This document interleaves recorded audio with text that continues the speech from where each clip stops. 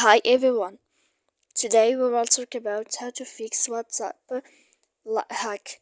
To know how to fix or how to solve WhatsApp hack, you should just go to settings like this. You will click. After that, in this page, you will go to apps. Here, default apps, app settings.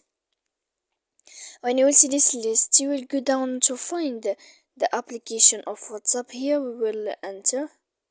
And when you will see this page, you will go to force stop.